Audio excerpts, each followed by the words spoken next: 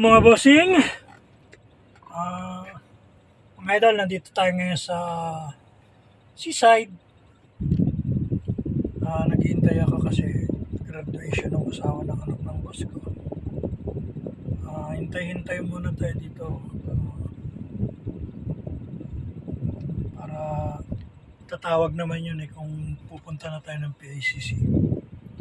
So labas muna tayo, ikot-ikot lang tayo. Usually itong daanan na to, pag linggo,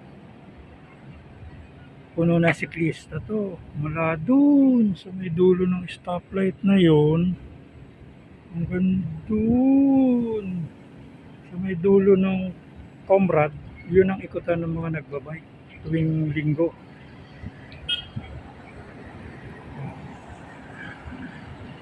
Yan mga idol, nandito tayo ngayon sa seaside.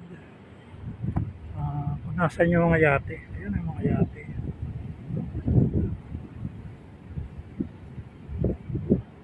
Usually dati, nung nag-tour kami sa Corregidor, dito kami sumakay. Ito yung mga sinasakyan papuntang Corregidor. Yung mga fast craft na yan.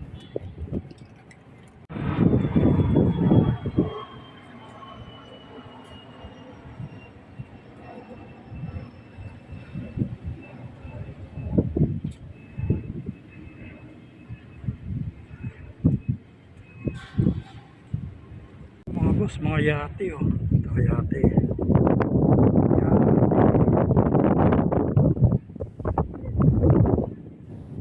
Ito pala yung napapabalita nun na ginagawa ng reclamation. Ito yung tinatambakan na yan oh. May tambak na nga. Ganda. Ayun.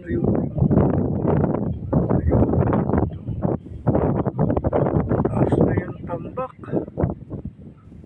Ayun oh. So tatabunan pala to. Ayun pa, hanggang doon sa dulo, ayun. Hanggang doon sa dulo, may tambak na. Ayun, natambakan na. Ayun pala yung nire-reclaim na nasa balita. Actually, maano na yung tambak, oh. Madami na. Ayun, oh. Ayun po. Ayun, mga barko. Gala-gala tayo, lakad muna tayo dito sa seaside. Yun, lakas ng hangin, no? Lakas ng hangin. Doon mainit siya, pero hindi ganun kainit kasi yung hangin medyo nakaka-presko.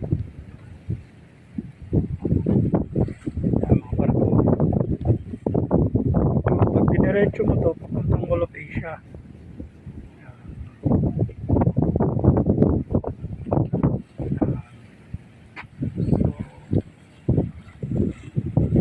Idol, marami mga bangko dito. Kaya lang pasensya na kayo sa sounds kung medyo maingay kasi napakalakas ng hangin dito.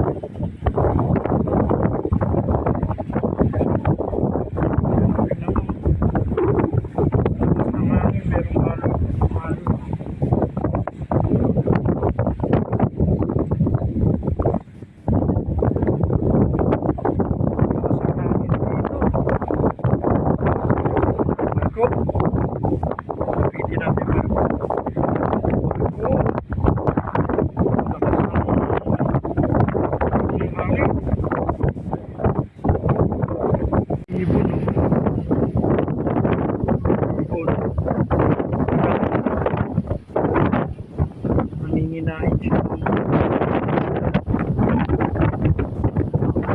Naninginain siya ng mga isda. Kaya ipis na agad siya.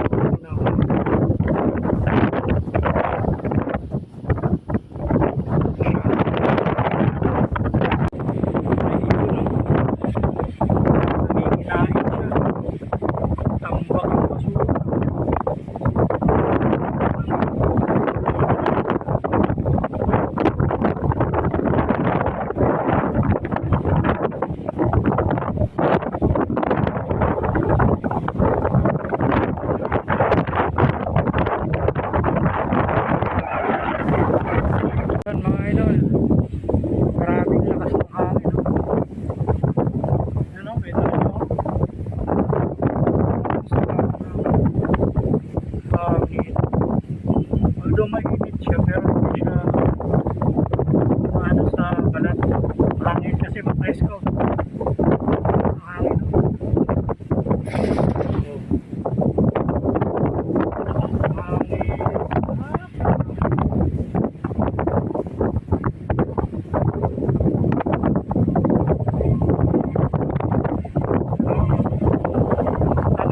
abutin tayo ng hapon dito para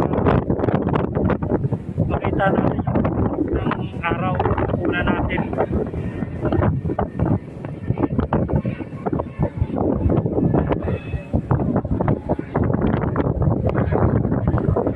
Mga idol, mga boss, magapit na sunset. Abangan natin yung sunset kung masasaksihan natin kung hindi pa ako tatawagin ng sakay ko. Abang-abang lang mga bossing, mga idol. Guys, hindi natin nasaksihan yung sunset. Pinatawag na ako. Punta na ako sa PICC, nagpapasundo na. Sige, hanggang dito na lang mga idol, mga boss. Bye-bye!